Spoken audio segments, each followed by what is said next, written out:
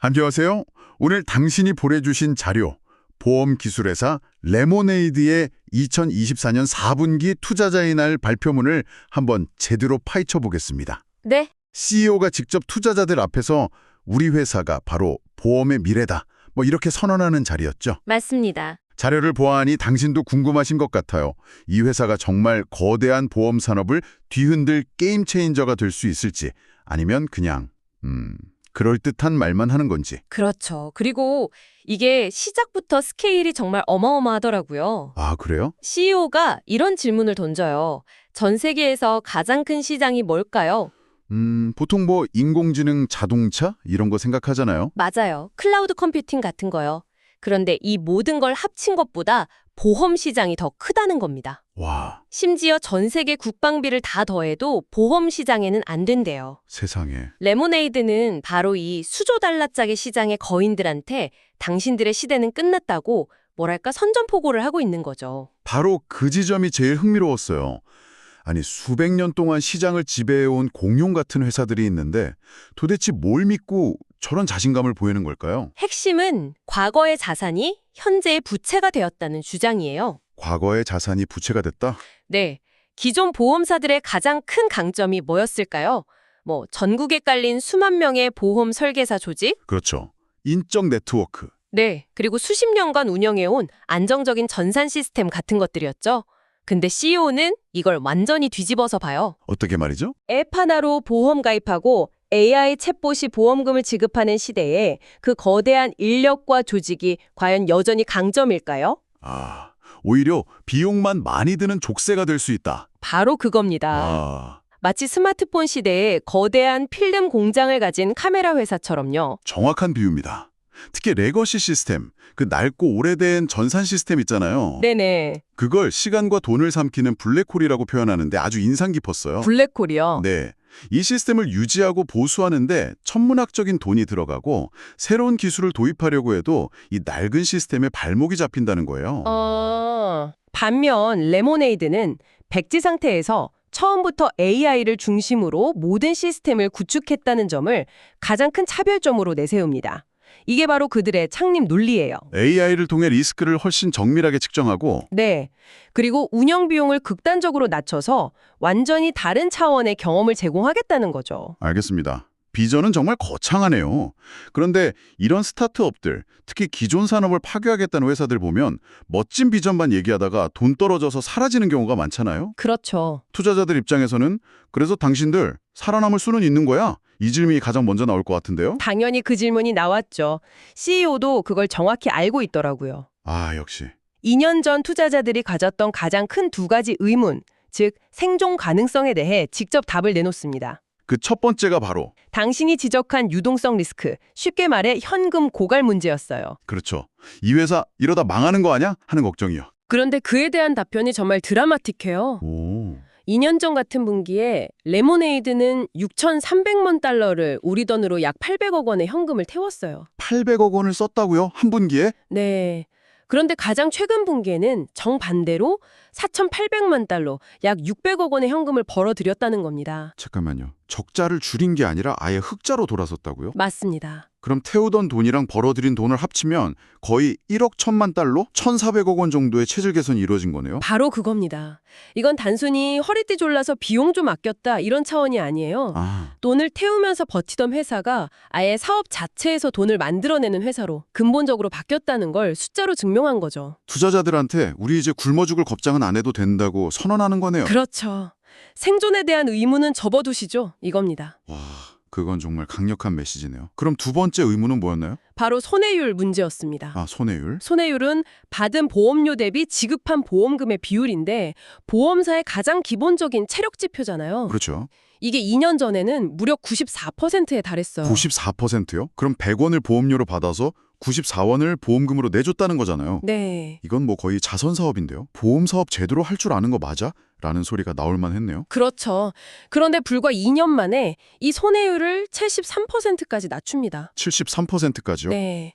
무려 21%포인트를 개선한 건데 이건 업계에서 거의 전례를 찾기 힘든 수준의 성과예요. 와, 여기에 더해서 상장 이후 무려 17분기 연속으로 회사가 제시한 실적 전망치, 즉 가이던스를 한 번도 어기지 않았다는 점을 강조하더라고요. 아, 그건 신뢰의 문제군요. 우리는 뜬구름 잡는 소리만 하는 게 아니라 뱉은 말은 반드시 숫자로 증명해낸다. 바로 그겁니다. 실행머신이라는 표현을 썼는데 생존 가능성을 증명하고 사업의 본질인 리스크 관리 능력까지 입증하면서 이제 다음 단계로 넘어갈 준비가 되었다는 자신감을 내비친 거죠. 말한 걸 해냈다는 건 알겠습니다. 생존 증명은 된 셈이네요. 그런데 살아남는 것만으로는 부족하잖아요. 그렇죠. 투자자들은 결국 그래서 얼마나 크게 성장할 건데 이걸 보고 싶어 할 텐데 그에 대한 답답도 있었나요? 물론이죠. 여기서 오늘 발표의 하이라이트라고 할 수 있는 앵글레이즈라는 개념이 등장합니다. 앵글레이죠. 네, 당신도 한번 머릿속에 그림을 그려보세요. 한 점에서 시작된 두 개의 선이 있습니다. 네?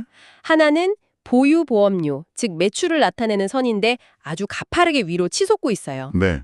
그런데 다른 하나, 운영 비용을 나타내는 선은 거의 바닥에 붙어서 수평으로 기어가고 있습니다. 와, 그 이미지는 정말 직관적이네요. 이 두 선 사이에 벌어진 각도, 이게 바로 레모네이드의 이익이라는 겁니다. 보통은 매출이 늘면 비용도 따라서 늘기 마련인데 매출은 폭발하는데 비용은 제자리에 묶어두는 마법 같은 일이 벌어지고 있다는 거잖아요. 바로 그게 핵심입니다. 지난 2년간 사업 규모, 즉 보유 보험료는 약 6억 달러에서 9억 달러 가까이 거의 50%나 성장했는데 50%나요? 같은 기간 운영 비용은 오히려 줄었다는 거예요. 아, 그 배낭 비유요? 그거 듣고 정말 무릎을 탁 쳤습니다. 네, 기억하시네요. 2년 전에는 회사가 무거운 배낭, 즉 고정 비용을 맨 어린아이 같았는데 이제 회사가 거인처럼 성장해서 그 배낭이 전혀 무겁지 않게 느껴진다는 비유였죠. 맞습니다. 처음에는 AI 시스템 개발이나 마케팅 같은 고정비가 큰 부담이었지만 일단 그 시스템이 완성되니 고객이 10만 명이든 100만 명이든 추가로 드는 비용이 거의 없는 구조라는 겁니다. 아, 이 구조가 중요한 이유는 매출이 성장하는 속도보다 이익이 훨씬 더 빠르게 거의 기하급수적으로 성장하기 때문이에요. 얼마나 빠르게 말이죠? 실제로 같은 기간 동안 총이익은 무려 3배나 증가했습니다. 매출은 50% 늘었는데 이익은 300%가 늘어난 거예요. 와, 중력을 거스르는 성장이라고 표현할 만하네요. 그럼 이런 추세라면 흑자 전환도 구체적으로 눈에 보이는 건가요? 맞습니다. 그래서 2026년 에비타 흑자 달성을 목표로 제시했는데 그게 이제는 허황된 약속이 아니라 매우 신뢰성 있게 들리는 거죠.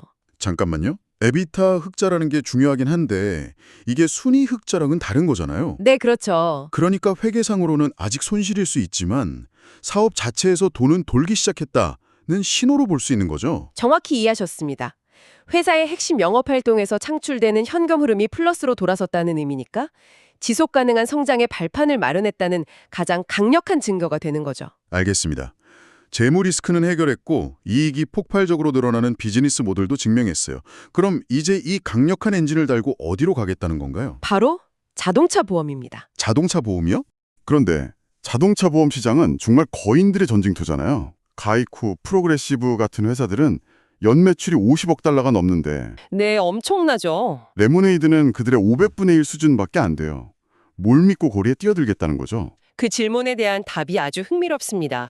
사실 레모네이드는 수년 동안 무대 뒤에서 자동차 보험에 가장 많은 자원을 쏟아부으며 칼을 갈아왔다는 거예요. 아, 준비를 해왔군요. 네, 서두르지 않고 완벽한 때를 기다려온 거죠. 그리고 이제 2025년부터 본격적으로 시장을 공략할 준비가 끝났다고 선언합니다. 그들이 내세우는 무기는 단 하나, 누구도 깰 수 없는 가격입니다. 잠깐만요. 누구도 깰 수 없는 가격이라니. 이건 좀 허풍 아닌가요? 상대는 수십 년간 데이터를 쌓아온 공룡들이고 규모의 경제에서도 압도적인데 어떻게 더 싼 가격을 제공할 수 있다는 거죠? 바로 그 지점에서 CEO가 결정적인 아하 모먼트를 선사합니다. 뭔데요? 비결은 텔레매틱스 기술에 있어요. 텔레매틱스요? 기존 보험사들이 당신의 보험료를 어떻게 산정하는지 생각해 보세요. 당신의 나이, 성별, 결혼 여부, 사는 곳, 심지어 신용점수 같은 데이터를 봅니다. 그렇죠. 이건 사실 당신의 실제 운전 실력과는 직접적인 관련이 없는 대리 지표들이죠. CEO는 이걸 사람을 저해상도의 2차원 판지 인형으로 보는 것과 같다고 비유해요. 아, 그 비유 인상 깊었어요. 뭉뚱그려서 평가한다는 거군요. 20살 남성 운전자는 모두 위험하고 40살 기혼 여성 운전자는 모두 안전하다고 대충 그룹으로 묶어버리는 식이니까요. 그렇죠. 그런데 레모네이드의 텔레매틱스는 완전히 다른 차원의 접근법을 취합니다. 스마트폰 앱을 통해 당신의 모든 주행 기록을 실시간으로 수집해요. 모든 기록을요? 네. 급정거를 얼마나 자주 하는지, 코너를 돌 때 핸들을 얼마나 험하게 꺾는지, 운전 중에 스마트폰을 만지지는 않는지, 이런 모든 행동 데이터를 4K, 8K 초고화질 영상처럼 정밀하게 포착하는 겁니다. 2차원 판진형이 아니라 8P 초고화질 영상이라 그 차이가 어마어마하겠네요. 여기서 중요한 통찰이 나옵니다. 이렇게 수집한 실제 운전 습관 데이터는 기존의 대리 지표들과는 비교도 할 수 없을 만큼 정확하게 미래의 사고 위험을 예측하게 해준다는 겁니다. 아, 기존 보험사들이 당신이 누구인가 후유아를 바탕으로 보험료를 매겼다면 레모네이드는 당신이 어떻게 운전하는가 하우 드라이브를 바탕으로 보험료를 매기는 거죠. 그렇군요. 결국 아주 안전하게 운전하는 사람과 위험하게 운전하는 사람을 기가 막히게 분리해낼 수 있다는 거네요. 바로 그겁니다. 이게 바로 레모네이드의 핵심 승부수예요. 안전한 운전자 그룹에게는 경쟁사가 따라올 수 없는 파격적인 가격을 제시해서 시장에서 가장 수익성 높은 고객들만 쏙쏙 빼가겠다는 거죠. 그림 스키밍 전략이네요. 맞습니다. 기존 보험사들 입장에서는 정말 골치 아픈 문제죠. 우량 고객은 다 뺏기고 위험 고객만 남게 되니까요. 그 전략이 정말 강력해 보이긴 하네요. 그런데 한편으로는 이런 생각도 들어요. 요즘 개인정보 보호에 대한 우려가 엄청나잖아요. 아주 중요한 지적입니다. 내 모든 운전 습관, 내 모든 이동 경로가 24시간 추적당한다고 생각하면 좀 섬뜩한데요. 그렇죠. 그게 바로 레모네이드가 넘어야 할 가장 큰 산일 수도 있어요. CEO는 발표에서 이 기술의 정확성과 가격 경쟁력만 강조했지만 네. 결국 소비자들이 더 싼 보험료와 나의 사적인 데이터 사이에서 어떤 선택을 할 것인가의 문제로 귀결되겠죠. 정리해보죠. 처음에는 생존조차 불투명했던 회사가 극적인 재무 개선을 이뤄냈고 비용은 묶어둔 채 이익을 폭발적으로 성장시키는 독특한 사업 모델의 힘을 증명했어요. 네. 그리고 이제는 초정밀 주행 데이터라는 강력한 무기를 들고 거대한 자동차 보험 시장의 심장부로 뛰어들 준비를 마쳤다. 이렇게 요약할 수 있겠네요. 맞습니다. CEO의 발표는 이 텔레매틱스 데이터가 실제로 경쟁사 데이터보다 얼마나 더 정확하게 리스크를 예측하는지 그 그래프를 공개하기 직전에 아주 극적인 순간에 막을 내립니다. 아, 가장 궁금한 부분에서 끝내버렸군요. 네, 하지만 오늘 우리가 나눈 이야기만으로도 중요한 질문을 던져볼 수 있을 것 같아요. 청중에게 직접 질문하듯 만약 보험의 미래가 당신이 누구인지가 아니라 운전대를 잡은 매 순간의 행동이 완벽하게 기록되고 평가받는 것에 기반한다면 어떨까요? 당신은 더 저렴한 보험료를 위해 당신의 사적인 데이터를 기꺼이 내어줄 수 있으신가요? 그리고 만약 이 기술이 운전을 넘어 당신의 건강 습관이나 소비 패턴 같은 삶의 다른 영역을 평가하는 데 사용된다면 그땐 어떤 세상이 될까요? 한번 깊이 생각해 볼 만한 질문인 것 같습니다.